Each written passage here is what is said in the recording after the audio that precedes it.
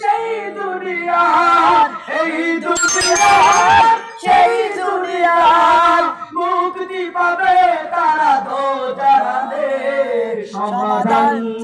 সমাধান চাও যদি জীবনে বাররে ফিরে যাও খুঁজে নাও চোখ রাখো কোরআনে একটু জোর বলা যাবে কি মারহাবা মুসলমান বন্ধু আমার আল্লাহর কোরআন যদি না মানেন আমার আল্লাহর বিধান যদি না মানেন তাহলে আপনার জন্য জান্নাত নয় এবার এমন একটা ঘটনা বলবো কোন ফেরাউনের ঘটনা নয় কোন নমরুদের ঘটনা নয় নবীর কাহিনী বলবো নবী পর্যন্ত কিছু সময়ের জন্য যখন আমার আল্লাহর ভুলে গেছে তার পর্যন্ত আল্লাহ ছাড় দেয় নাই একটু জোরে বলা যাবে কি আল্লাহু আকবার আল্লাহু আকবার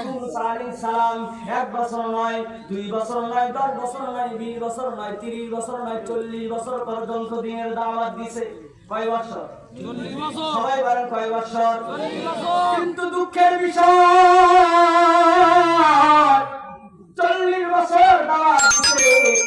কিন্তু তার কওমের একজন ব্যক্তিও ঈমান আনে নাই বরং নবীকে পাথর মারছে নবীকে গালি দিছে নবীকে বিতাড়িত করেছে লাঞ্ছিত করেছে অপমানিত করেছে এবার দেখলেন কিছু মানুষ নিজেও আল্লাহর মানবে না যারা আল্লাহর মানে তাদের উপরে উল্টা প্রভাব দেখায় জোরে বলেন ঠিক কিনা মুসলমান বন্ধু আমার ইউনূস আলাইহিস সালাম এবার মার খাওয়ার পরে আল্লাহর কাছে এসে বলে আমার কওমরা তাদেরকে 40 বছর দিনের দাওয়াত দিছি একজন ঈমান আনে না একজন আনলে তাও বলতে আমার সাথে আছে ওগো আল্লাহ এদের বাঁচিয়ে রাখেন না এদেরকে ধ্বংস করে দেন আমার আল্লাহ তো বরদালু ওইসে বলেছিলাম আল্লাহ তাআলা বলে মা গররাকা বিরাব্বিকাল কারীম আমি দয়াময় আল্লাহ থেকে আমি মেহেরবান আল্লাহ থেকে তোরে কোন জিনিসে ভুলাইয়া দিল কোন ধোকায় ফেলা দিল রে আমার আল্লাহ ওই দিন দোয়া করে বলে হে ইউনূস কওমে যা বলো আরেকটাবার সুযোগ করে দাও যাতে করে তুমি যদি কোনো জিনিস সুন্দর করে সৃষ্টি করো এটাকে যদি আবার ধ্বংস করে ফেলো তোমার যেমন কষ্ট হয় আমার বান্দাদেরকে আমি যখন ধ্বংস করে দেই তার থেকেও বেশি কষ্ট আমার হয় একটু আল্লাহু আকবার আল্লাহু আকবার মুসা আলাইহিস সালাম কওমে বললেন আপনাদেরকে লাস্ট ওয়ার্নিং দিলাম লাস্ট ওয়ার্নিং দিলাম আপনারা যদি এখন আল্লাহর হুকুম না মানেন তাহলে কিন্তু আল্লাহ রাগ হয়ে আপনাদের উপরে গজব দিবে আপনারা ধ্বংস হয়ে যাবেন তারা এমন ঠাটা তারা এমন বেয়াদবের বেয়াদব তারা বললো 40 বছর পর্যন্ত কোনো আযাব আসলো না গজব আসলো না এখন কই থেকে আসবে কোন দিন আসবে আমাদেরকে বলেন আমাদের মধ্যেও কিছু মানুষ আছে যাদেরকে বলবেন কোরআনের কথা হাদিসের কথা আল্লাহর কথা তারা কি বলে ও জীবন কোনদিন মাদ্রাসার বারান্দায় যায় না ওই কোনদিন কোরআন তেলাওয়াত শুদ্ধ করে যায় না ওই হুজুরদেরকে আসে বলে দলিল দেখান জোরে বলেন ঠিক কিনা ঠিক কিনা জীবনেও কোনদিন মাদ্রাসার বারান্দায় যায় নাই জীবনেও কোরআনটা সুন্দর করে পড়া যায় না ও বলে দলিল দেখান বেয়াদব কথাকার মানবি না সেটা আলাদা জিনিস ঠিক ঠিক মুসলমান বন্ধুরে ওই যে এটা নতুন কিছু নয় ওই নবীটা মানতেও ছিল নিজে মানবে না আবার বলে কোন দিন আযাব আসবে বলেন আল্লাহর পয়গম্বর আবার আল্লাহর কাছে বললেন আল্লাহ পাক্কা বেয়াদবীদের কার রাখিয়েন না বলে দাও 3 দিন 3 রাত সময় দিলাম এর মধ্যে যদি তারা ইসলাম গ্রহণ না করে এর মধ্যে যদি তারা আল্লাহকে ভয় না করে এর মধ্যে যদি তারা তওবা না করে তাহলে তাদেরকে আমি ধ্বংস করে দিব আল্লাহর পয়গম্বর দা বললেন এই শোনো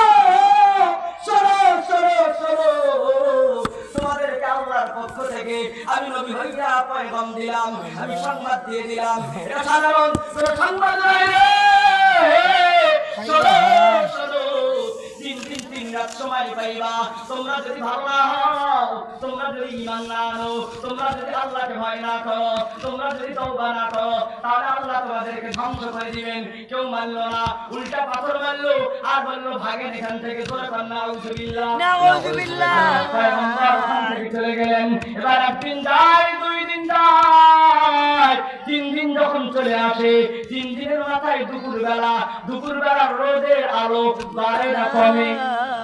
সূর্যের আলো কমে না বাড়ে, কিন্তু হঠাৎ করে 3 দিনের মাথায় সূর্যের আলোটা আস্তে আস্তে নিভে গেল, নিপুণ ভাব অন্ধকারের মতো হয়ে আসছে। ডান দিক থেকে আওয়াজ আসে, বাম দিক থেকে আওয়াজ আসে। মানুষগুলো ভয়ে বিতস্ত হইল, কি ব্যাপার? 3 দিন আগে আল্লাহর পয়গম্বর নবী বলে একজন দাবি করেছিল, তিনি বলেছিল 3 দিন পর্যন্ত টাইম দেওয়া হইল, আজকে 3 দিনের মাথায় আর একটা মাত্র রাত আছে। 3 দিন 3 রাতের মধ্যে 3 দিনের বেলায় চলতেছে, রাত বাকি আছে কয়টা? বলেন কয়টা? আর বলেন কয়টা? এইদিকে ওদিকে তাকান কেন? যারা মাহফিল শোনার মধ্যে আরেক দিকে তাকাইছে, নেতাদের মনোযোগ নাই। বলেন ঠিক কিনা? মনোযোগ আছে? মনোযোগ নাই, কারণ মনোযোগ তো বক্তার কাছে, বক্তার দিকে। অন্যদিক তাকালে তো মনোযোগ থাকবে না। অন্যদিক কিছু, এখানে প্রধানমন্ত্রী আসলেও এখন তাকানো যাবে না। খেয়াল করেন, আমি এই যে অল্প সময় কথাটা শেষ করে দিব, এর আগে কেউ আসলেও কথা বলতে দেওয়া যাবে না। কারণ কি জানেন? এবার বলতে পারেন, হুজুর কেন দিবেন না? কোরআনের কথা বাদ দিয়া যদি কোনো অতিথিকে দেওয়া হয়, তাহলে বক্তার কবিরা গুনাহ হবে, শ্রোতারও কবিরা গুনাহ হবে, কমিটিরও কবিরা গুনাহ হবে। তাহলে মাহফিল বাদ দিয়া বাড়িতে ঘুমান করে বলেন ঠিক কিনা? মুসলমান বন্ধু, আমার কথাটা খেয়াল করেন, এই কথাটা বলেই আমি শেষ করে দিব। হযরত ইউনূস আলাইহিস সালাম বললেন 3 দিন 3 রাত সময়